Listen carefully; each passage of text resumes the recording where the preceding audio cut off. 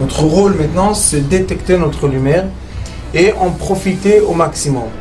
Et quand on a un plaisir ou un désir, la porte s'ouvre encore plus grand. Comprenez, c'est quoi la lumière? Lumière, amour. C'est pas important qui tu es, où tu es, comment tu es. Dieu t'aime.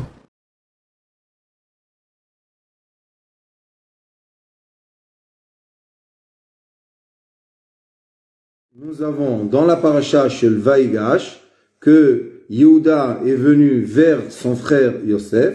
Nous avons deux caractères essentiels dans l'humanité. Nous avons beaucoup de personnages cartésiens et nous avons très peu d'enfants indigos que le Hari Akadosh les appelle les Bnei Yosef, les enfants de Yosef.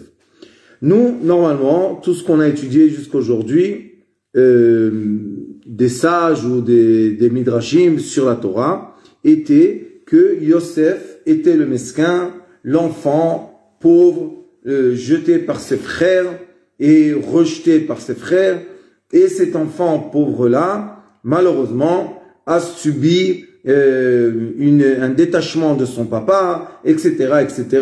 Il était esclave chez Potiphar, après il était en prison 12 ans, et jusqu'à un jour, Baruch Hashem, il a été appelé chez Pharaon, et Pharaon l'a mené, l'a mis sur le palier d'être le succédant ou le vice-roi de l'empire égyptien. Jusque-là, tout va bien. Mais, dans cette paracha, on va dévoiler un déroulement que c'est pour moi la première année que j'arrive à voir ça, et tout le temps on demande à Kadosh Baruch Hu, Gal enai ve'abit taniflot mitoratecha, ouvre-moi les yeux pour que je vois les choses merveilleuses qu'il y a dans ta Torah. Et dans cette paracha, en effet, il y a un dévoilement merveilleux qui va nous donner une nouvelle lumière d'observation sur ces deux caractères-là qui ont l'air,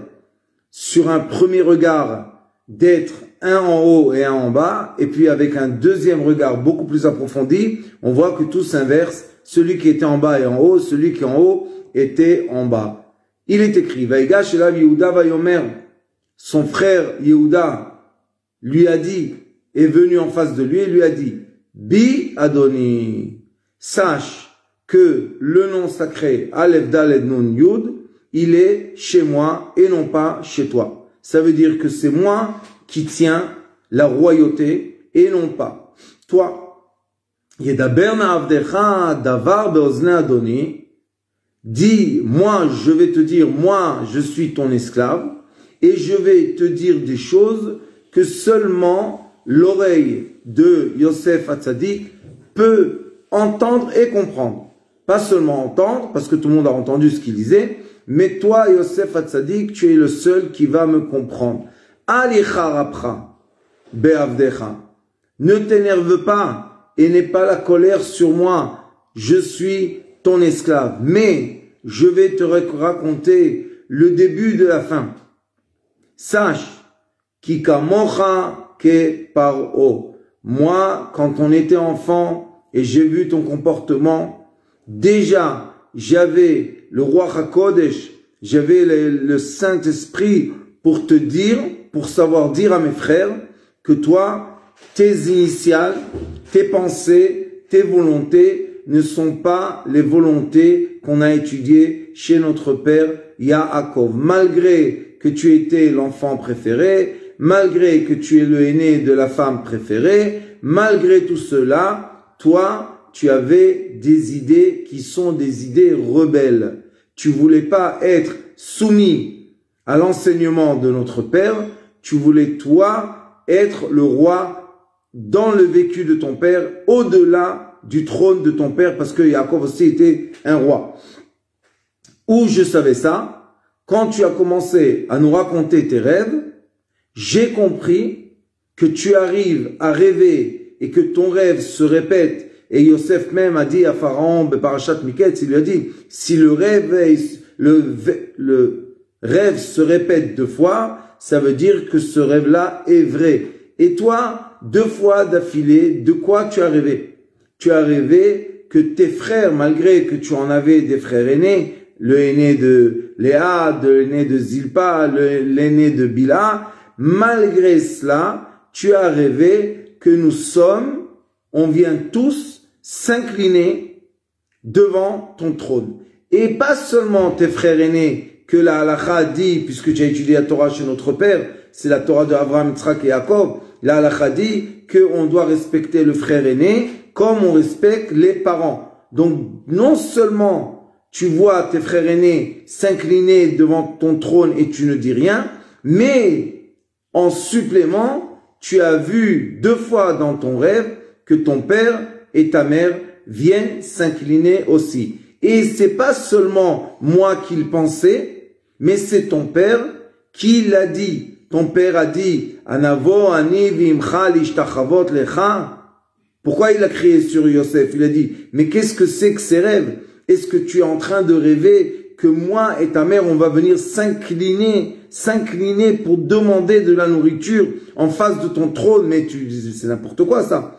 Et Yosef n'a jamais renoncé à ses rêves. Malgré tout ce qui s'est passé, on n'a jamais trouvé dans la Torah que Yosef renonce à ses rêves. Au contraire, quand il arrive au 70e escalier devant Pharaon, il se rappelle des rêves et il se rappelle qu'il allait être le roi et celui qui va contrôler l'économie mondiale et bien sûr l'économie de ses parents. Et regardez qu'est-ce qu'il lui dit maintenant Yehuda. Yehuda lui dit, sache que quand j'étais jeune et tu étais jeune, moi j'ai déjà vu que tes pensées, puisque la personne rêve la nuit ce qu'elle pense la journée, tes pensées étaient de dépasser ton père, de dépasser tes frères, pour qu'on vienne tous s'incliner, parce que dans les rêves, c'était pas qu'il venait à côté de son trône et il les nourrissait.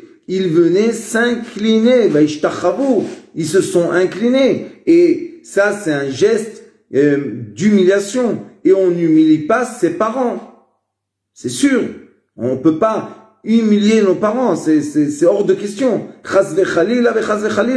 Alors il lui dit, écoute, Kamocha ke Paro, tu es exactement la même chose comme Pharaon. Pourquoi? Parce que le Pharaon en question, qui était le Pharaon au temps de Joseph, et après il y a eu d'autres pharaons jusqu'au temps de Moshe Rabbeinu, le Pharaon n'a pas été élu parce qu'il est fils après fils de roi, mais il a été élu parce qu'il a pris le pouvoir. Le Pharaon a pris le pouvoir. Et comment il a pris le pouvoir? Avec sa sagesse. Et Yosef aussi la même chose, avec sa sagesse, comme l'a dit Parashat Miketz, a dit Pharaon, Ayesh chacham venavon kaish hazeh, est-ce qu'il y a quelqu'un aussi sage que lui? Non, il n'y a pas. Donc lui, il mérite tout de suite d'être nommé le vice-roi de l'empire égyptien. C'est très profond ce qu'on va étudier aujourd'hui. Alors il lui a dit, son frère, Adoni Sha'al et Avadav, le maître, monsieur mon maître, tu as demandé la question à tes esclaves, qui tes frères, les morts ayesh lachem av o ach, tu nous as posé une question. Est-ce que vous avez un frère, vous avez un père ou un frère, et nous sommes les enfants de Jacob, on n'a pas le droit de mentir. Alors il lui a dit, Vanomar el Adoni, et nous, la rencontre précédente entre nous, on t'a dit la vérité. Yesh lanu av zaken. Nous avons un père vieux. Veyeled zekunim katan. La preuve que quand il est venu Yaakov, c'est voir Yosef et voir Pharaon, il avait 130 ans. Il dit, Pharaon lui demande quel âge tu as, il lui a dit 130 ans. Il lui a dit, Vanomar l'Adoni, nous les frères, on t'a dit la vérité. Yesh lanu av zaken, on a un père vieux. Veyeled zekunim katan, et il a un petit enfant. Ve'achiv met, et son frère est mort. Vivater ou levado, l'imo, ve'aviv, aevo.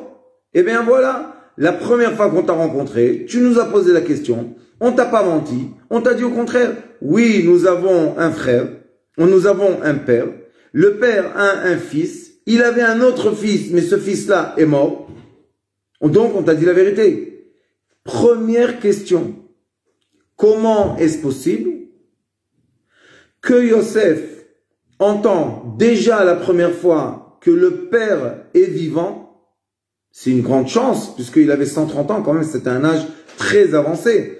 Comment tu entends que ton père est vivant et que ton petit frère Binyamin est vivant et tu endurcis ton cœur et tu sors pas de ton être pour vite aller monter vers ton père et l'emmener en Égypte pour lui donner de la nourriture, puisque tu savais qu'il y a seulement 2 ans des 7 ans de la sécheresse et de la misère qui sera dans la terre de Canaan et dans la terre d'Égypte. Tu le savais, puisque tu as dit, c'est toi le prophète qui a dit qu'il y aura 7 années de sécheresse, et puis 7 années d'abondance, et après 7 années de sécheresse. Alors il lui dit, Yehuda, il lui parle sévèrement, il lui dit, Ve'aviv, Aevo, le père, notre père, aime son petit.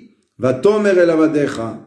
Et toi, tu as dit à tes esclaves, nous, les frères, tu nous auras dit, Oridu elai ve'asima ini alav. Je veux voir cet enfant pour voir qui est-il.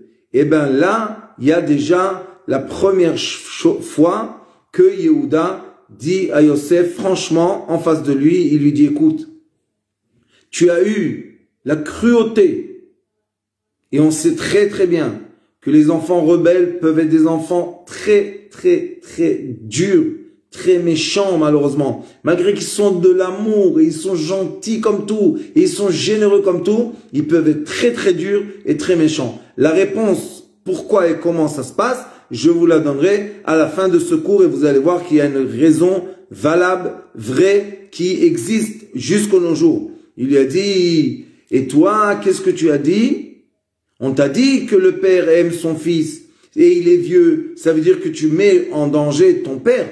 Et pas seulement tu mets en danger ton père, tu mets en danger toute ta famille, parce que tu dis que si vous n'allez pas m'emmener voir mon petit frère, vous n'aurez pas la permission de venir en Égypte demander de la nourriture. Vanomar el Adoni.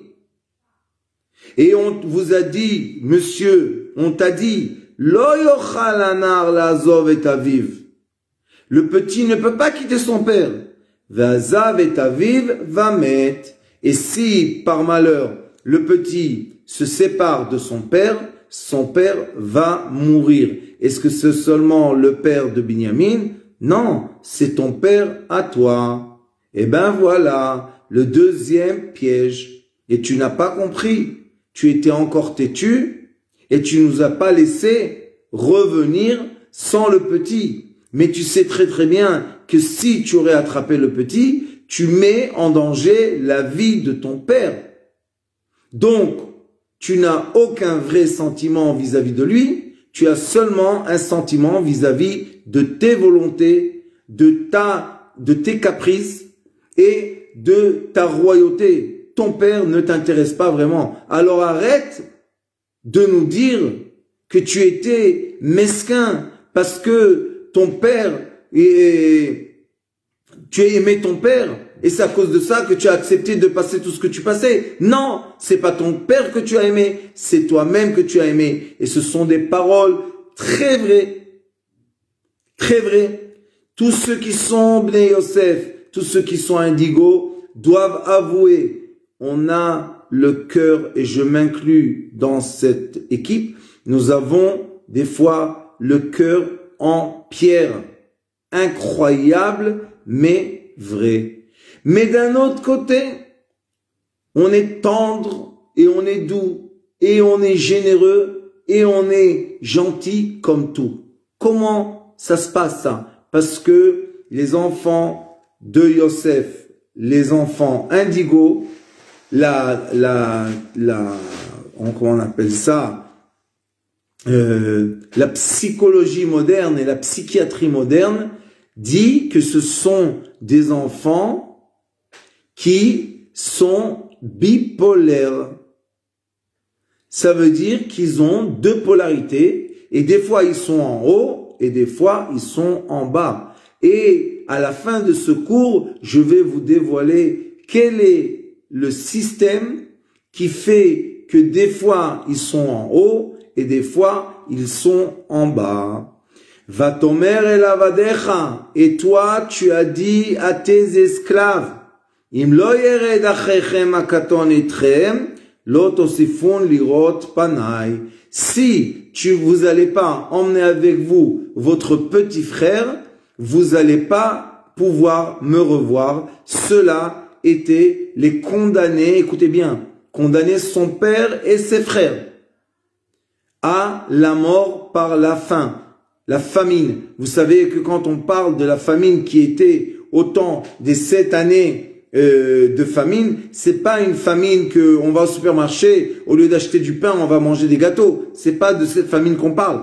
On parle d'une chaleur affreuse qui sèche tout se sèche et la terre se brise et rien ne peut pousser. Il n'y a pas de pluie, rien ne pousse. Donc les gens que malheureusement n'ont pas à manger, ils ont vraiment pas de quoi manger et ils meurent de faim. Et une des preuves, c'est que quand Binyamin est descendu avec eux, il est écrit dans le Midrash que son visage avait des fentes.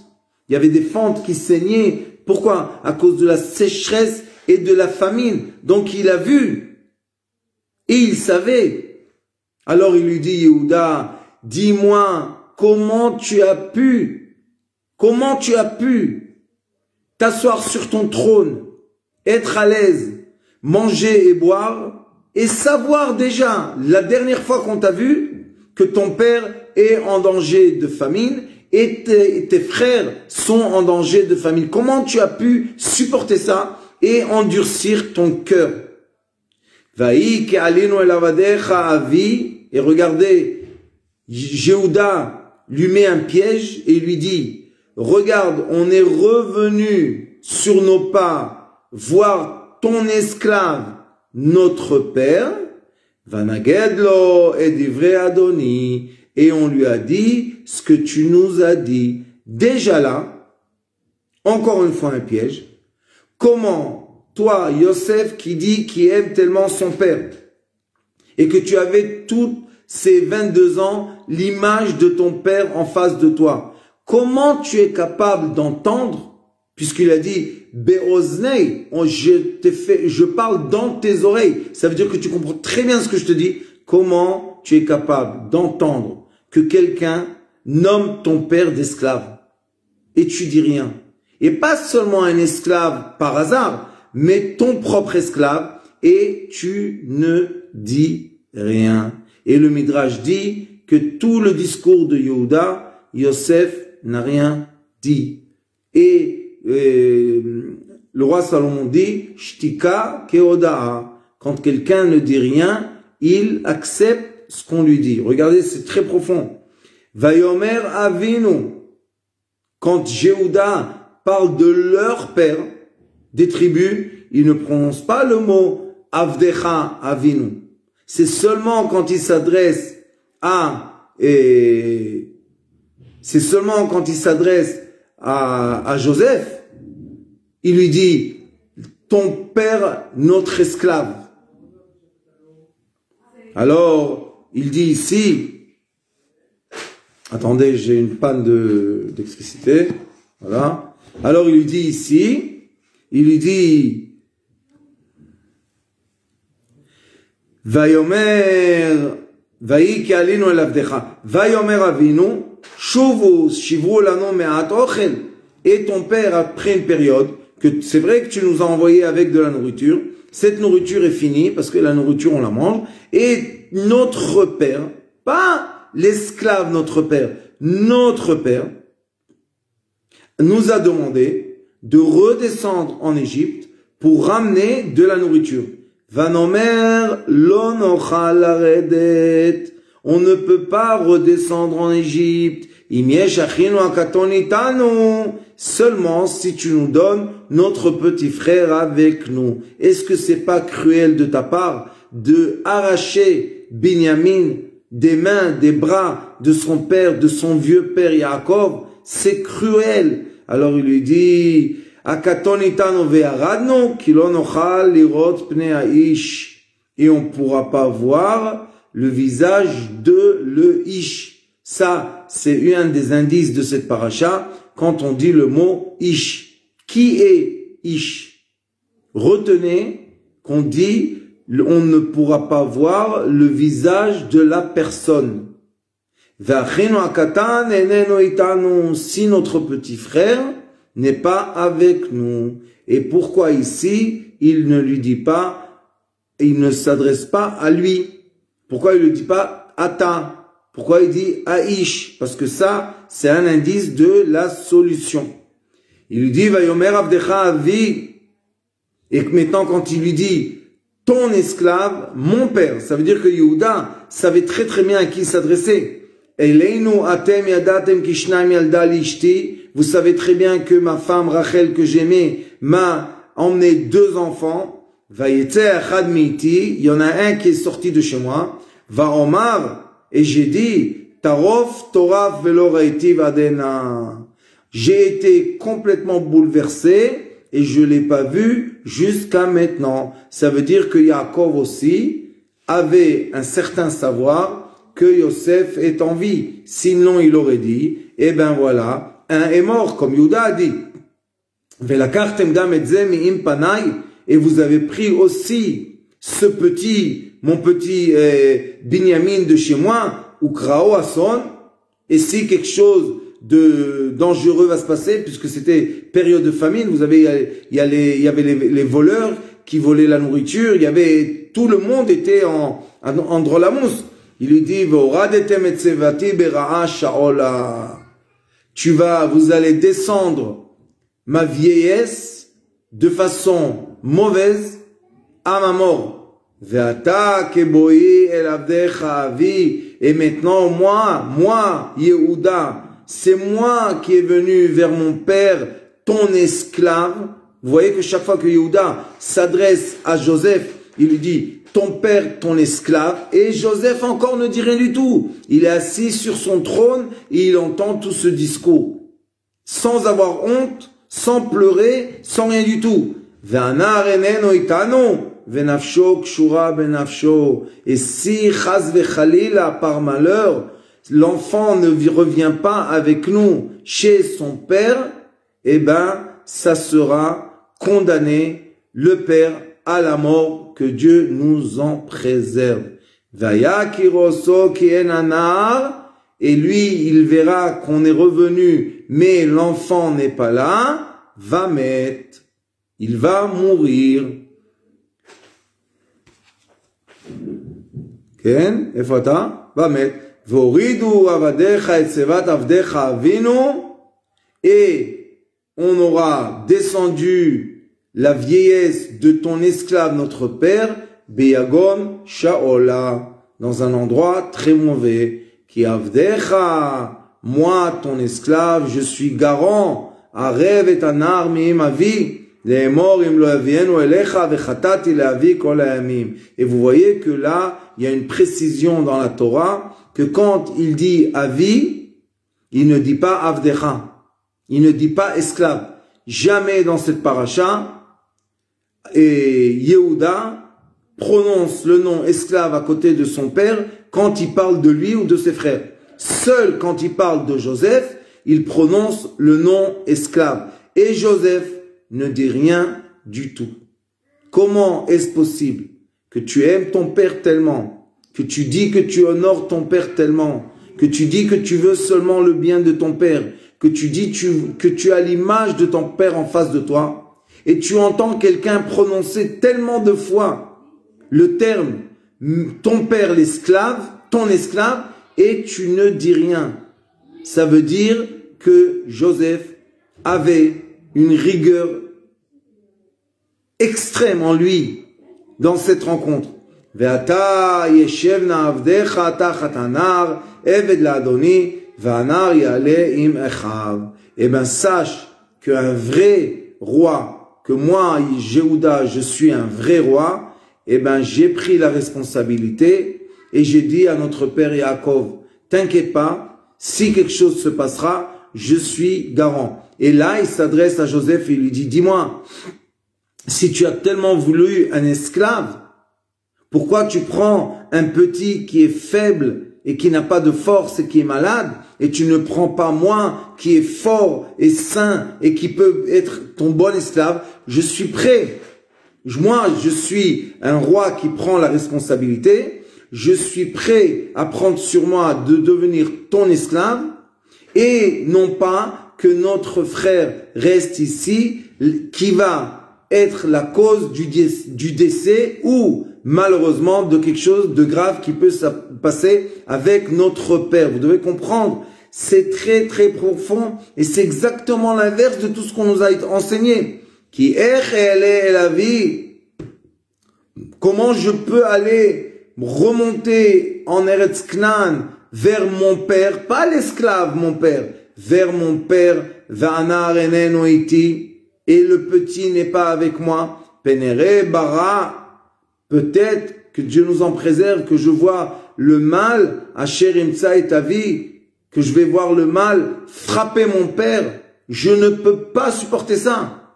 Toi, Yosef, tu as pu le supporter. La preuve que tu nous as renvoyés en pays de Canaan, tu pouvais, la première rencontre déjà, il y avait assez de signes que tu nous as donné, que tu es un fils d'Abraham, Yitzhak et Yaakov. Un des signes était que Yosef ne mangeait pas avec ses esclaves dans sa maison parce que manger le pain des Hébreux était quelque chose de, je sais pas comment dire en français, métorave. C'était quelque chose que les Égyptiens ne pouvaient pas supporter. Donc, les Égyptiens ont mangé tout seuls, Yosef a mangé tout seul, et eux ont mangé tout seuls. Non ça, non seulement ça, et aussi Yosef, il leur a dit, et ta Elohim ani yareh. Moi, je crains Dieu. Ah, tu crains Dieu, mais tu crains pas les commandements de Dieu. Tu ne crains pas, parce que si tu aurais craint les commandements de Dieu, tu n'aurais pas emmené la situation telle que Binyamin est avec nous, et le père, malheureusement, reste en pays de Canaan. Le père reste en pays de Canaan, et maintenant, il va subir, malheureusement, une maladie. Il va subir quelque chose de très très grave. Alors, il lui dit, oi, oi, oi, oi, levelo yachol Yosef leitapek lechol anitzavim alav. Yosef ne pouvait plus se retenir émotionnellement malgré tous les gens qui étaient autour de lui. Qu'est-ce qui s'est passé? Vaikra otziu kol ish me'alai. Kol en hébreu c'est pluriel, ish c'est singulier. Alors pourquoi il dit otziu kol ish? Sortez tout l'être, tout le personnage. Me'alai velo amad ish, et le personnage n'était pas présent avec lui quand Yosef a avoué à ses frères toute l'histoire. Et ben voilà l'histoire de Ish, comme je vous ai dit au début, Kilon ochal lirot pne a Ish. Qu'est-ce que c'est que cet indice qui s'appelle Ish? Sachez que les enfants Yosef, les enfants indigo, naissent sur terre ils sont accompagnés de l'ange de la rigueur, qui s'appelle Gavriel, l'ange de la rigueur. Et cet ange-là, c'est lui qui se met à l'avant du caractère des enfants de Yosef. Cela veut dire que eux-mêmes, par leur propre volonté, ne veulent surtout pas. Les enfants de Yosef ne veulent surtout pas de faire du mal aux gens. Comme je vous ai dit, ce sont des gens magnifiques, ils sont très généreux. Mais pourquoi des fois ils sont tellement durs que c'est impossible. Ils sont têtus comme tout. C'est pas eux. ils ont un ange et cet ange-là se met comme une paroi entre eux et ceux qui sont autour d'eux. Cet ange-là isole ses enfants, je peux vous le dire parce que je le sais, de mon vécu, et il les isole tellement fort et il montre à la communauté ou à la famille qui entoure les enfants de Yosef, comme si que Yosef était un rebelle, un dur, un méchant, tout ce que vous voulez. Et c'est pour cela qu'ils se permettent, ceux qui entourent les enfants indigos, d'être durs avec eux et de leur faire du mal. Mais vous voyez que Yehuda était un homme sage. Et avec sa sagesse, qu'est-ce qu'il a réussi à faire? Il a réussi à montrer à Yosef la vraie image de la vraie situation. Il lui a dit, toi, tu es pas du tout un mesquin. Toi, dès le début, tu avais cet ange-là qui a créé la séparation. Comment on sait qu'il y avait cet ange-là? Puisqu'il est écrit, Vaivga Baïsh, quand il est parti dans le champ et il a rencontré le personnage, et le personnage lui a dit, Ma'ata mevakesh, qu'est-ce que tu veux toi? Joseph a dit, Et achai anochi mevakesh, moi je veux être en fusion avec mes frères, je veux être en accord avec mes frères, je veux être en paix, je ne veux pas être isolé, je ne veux pas être seul, je ne veux pas être malheureusement dans ma famille, dans ma communauté, quelqu'un de rejeté. Au contraire, je veux être quelqu'un d'accepté, je veux être quelqu'un de communautaire, je veux être quelqu'un de familier. Alors pourquoi j'arrive pas à le faire? Parce que je suis accompagné d'un ange. Et ce qu'ils ont dit, les frères de Yosef à leur père, on ne pourra pas rencontrer le visage du personnage, et non pas le visage de Yosef ou de Adonai Haaretz. Donc vous voyez que ce visage-là, cette personnalité, c'est une personnalité qui englobe, qui encapsule les enfants de Yosef. Il y a une raison que c'est comme ça, parce que on dit qu'ils sont trop gentils, et quand ils sont trop gentils, malheureusement, les gens profitent et abusent d'eux.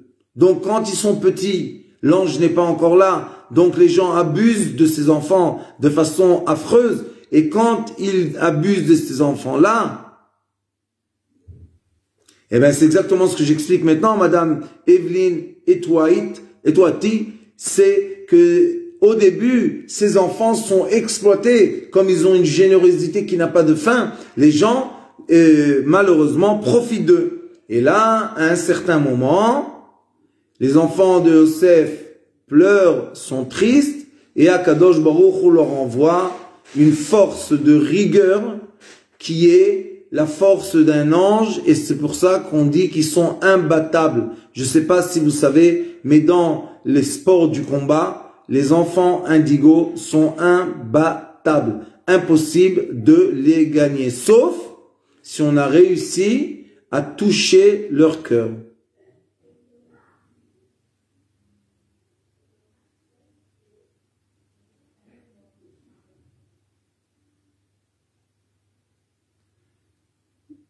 Naïveté et vous vivrez.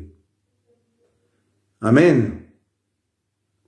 Et c'est vrai que les enfants indigos sont purs, et c'est vrai que intérieurement, vous voyez que Yosef, il a dit, Asiru kol ish me'alai, je ne veux pas de cette paroi, de ce rideau, de cet individu, j'en ne veux pas, parce que malheureusement, il m'a emmené dans des chemins qui m'ont donné une ressemblance au comportement pharaon. Et moi, je suis exactement l'inverse.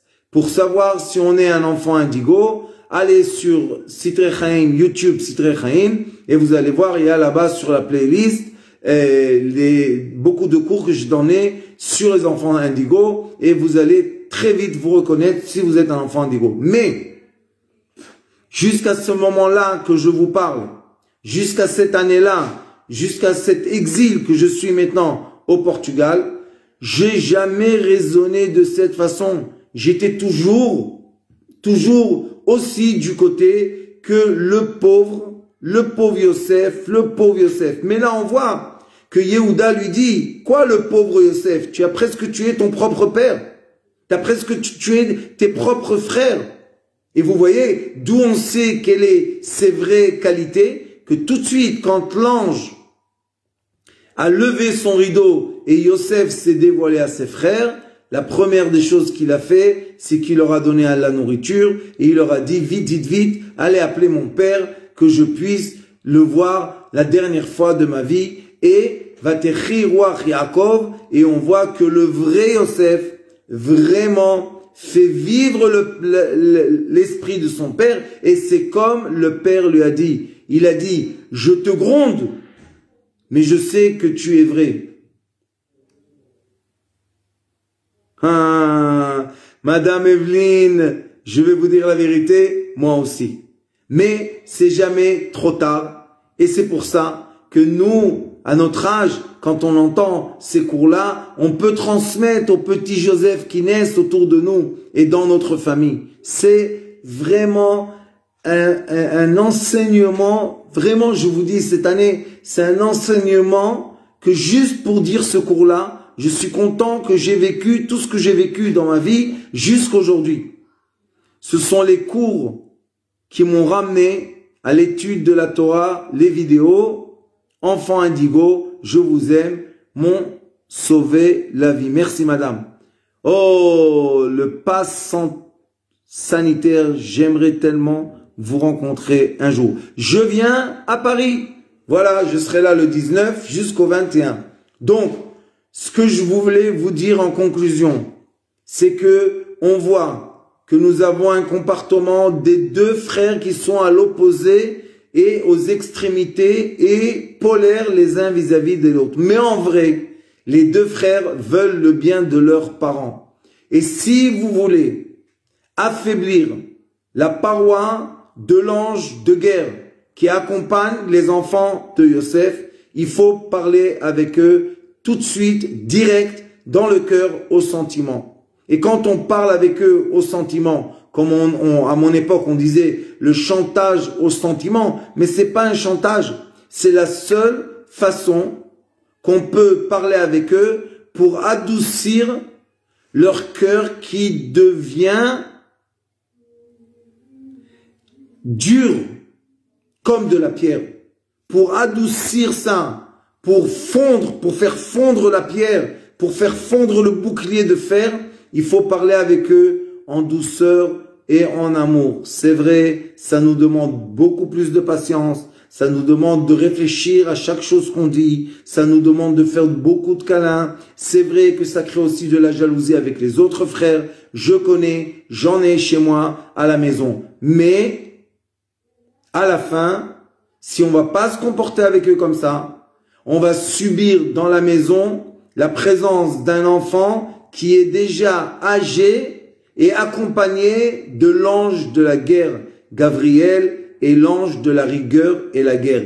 Et toute la journée, il y a la guerre à la maison. Les parents sont épuisés de cette guerre. Et pourquoi cette guerre? Parce que nous sommes têtus et on ne veut pas.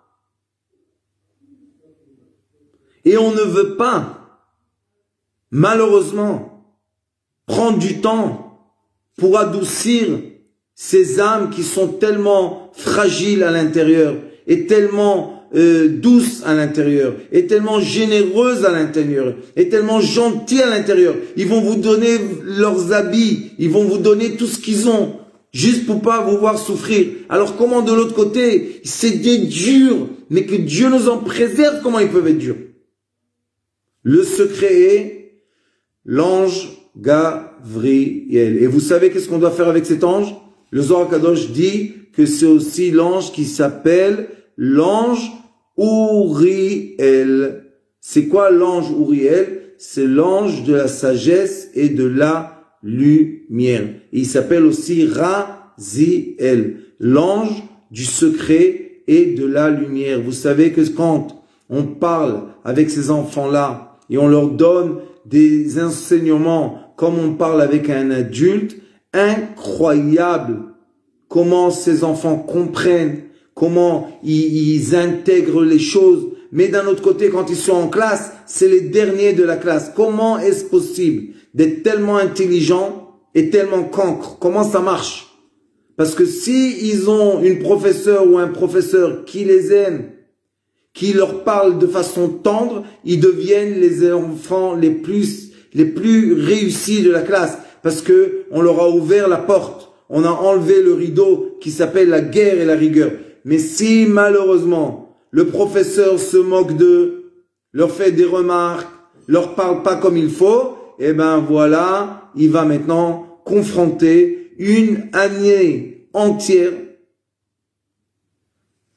La mémoire du cœur, siège de Dieu. Et ben, ce professeur ou ses parents vont confronter, jusqu'à quand qu'ils changent leur attitude, ils vont se confronter avec un guerrier qui ne perd jamais. Il faut comprendre, les enfants de Yosef ne perdent jamais. Je vais juste vous raconter une petite histoire. Quand j'étais jeune, je pratiquais les arts martiaux, une technique qui s'appelle Chitorio. Et j'avais un professeur japonais. Et comme j'étais très très fort comme les enfants de Yosef, je m'entraînais seulement avec les adultes. Et même chez les adultes, j'étais le plus fort. Donc j'avais pas avec qui m'entraîner, je m'entraînais avec lui. Et une fois, on a fait un combat devant tout le monde. Et dans le combat, il m'a vraiment frappé, mais des coups, j'étais tout bleu. Et je tombais pas par terre. Alors il m'a dit, Yosef, tombe. Je lui ai dit, quoi tombe? Fais-moi tomber. Qu'est-ce que ça veut dire quoi tombe? Et qu'est-ce qu'il a fait? Il m'a déboîté le genou du pied droit. Et je suis resté debout sur un pied. Vous imaginez un petit jeune qui fait les arts martiaux avec un professeur qui est d'âge, je me rappelle plus, 10 peut-être, ou 8. Et on se fait le combat et il me gagne pas. À la fin, il s'est rapproché de moi, il m'a dit, Yosef, les enfants, les élèves regardent. C'est pas honorable. Tombe. Il m'a donné un petit coup, je suis tombé par terre. Il m'a re-emboîté le genou. Et après, il m'avait dit, j'ai compris avec qui j'ai affaire. Toi, c'est impossible avec la force.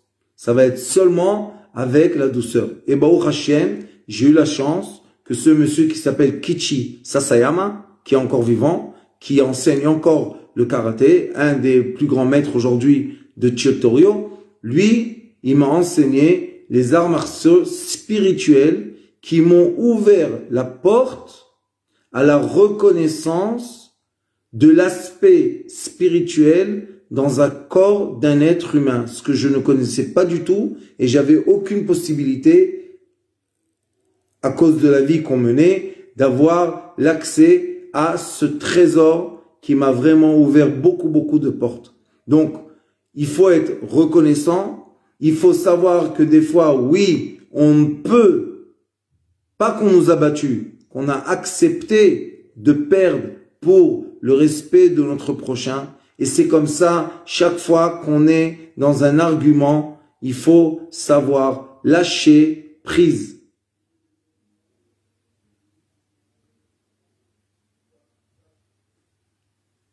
Magnifique. Taekwondo, c'est aussi une chose magnifique. Vous voyez que les enfants de Joseph, les Bnei Yosef, les vrais, ils étaient tous des guerriers. Et il n'y a rien à faire, on est né avec un ange guerrier. Mais sachez que vous pouvez transformer cet ange en sagesse et lumière. Et c'est la raison pour laquelle, aujourd'hui, Baruch Hashem, après avoir été éduqué par mon vrai maître, Mordechai Ben Yosef Chonlan Zatzukal, qui a su comment me prendre en douceur et de construire mon âme et me mettre en confiance et m'amener à être aujourd'hui, Baruch Hashem, avec l'équipe Sitrei Chaim,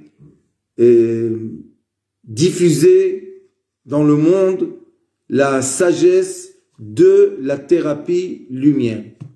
Je suis très heureux d'avoir dit ce cours-là, malgré les difficultés au début. Et vous voyez pourquoi je vous dis qu'on est têtu et dur, parce qu'une personne normale, quand ça commence à ne pas marcher l'Internet, ça y est, elle quitte.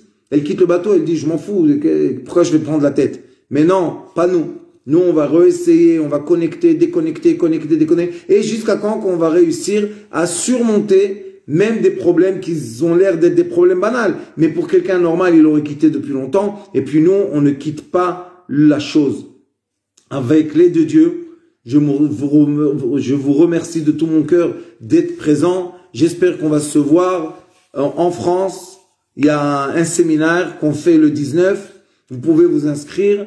Et là-bas, on va parler du point zéro, du point d'équilibre. On va méditer ensemble et on va dévoiler en soi-même le vrai caractéristique qu'on est. Et Bezrat Hashem, on va fondre cette rigueur que Dieu nous en préserve et on va l'en transformer en belle lumière. Merci de tout mon cœur. Que Dieu vous bénisse aujourd'hui et toujours. Vous et tous vos proches et tous ceux qui ont besoin de cela. J'espère que ce cours-là sera à la refoua shlema du Rav David Ben Solange Nakash. Que Dieu lui envoie très vite une très grande refoua shlema. Amen. Ken Yehi Ratzon. Merci. Bonne nuit. Laila Tov. Au revoir.